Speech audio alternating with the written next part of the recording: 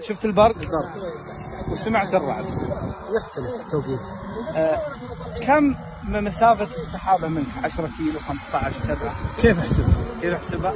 إذا شفت البرق ابدأ اقبض أصابعك، ليس بالبطء ولا بالسرعة، بهذا الشكل. تمام؟ لين تسمع صوت الرعد.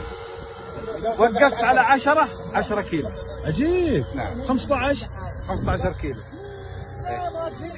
ومجربة صوت الرعد إذا على القبلة لو مسافة بعيدة سمعه ومن يقفي عنك ما سمعته.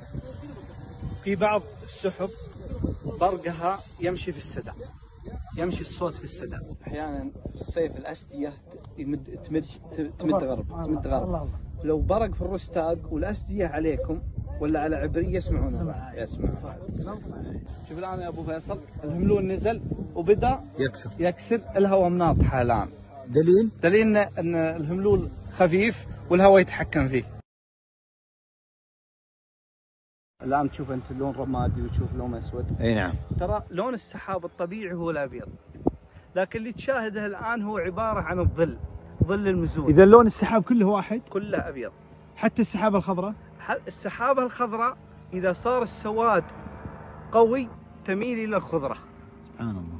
وهذه الخضرة يعني ليست لون، اللون هو لون الظل المتراكم للمزون التي حجبت الشمس عن بعضها.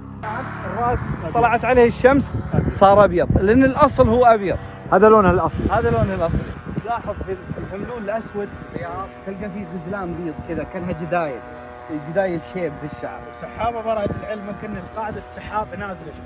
اي ويجي في طرفها رباب يا يمين يا يسار، والرباب سحابة رطوبة نازلة في الأرض كذا لها خرطوم. سحب البرد لو هذه قاعدة فيها برد لازم يطلع ربابة يا يمين يا يسار. أساسي في سحب البرد. البرق الراكز. يا سلام. البرق الراكز اللي مثل هذا راكز، هذا بداية النضج السحاب.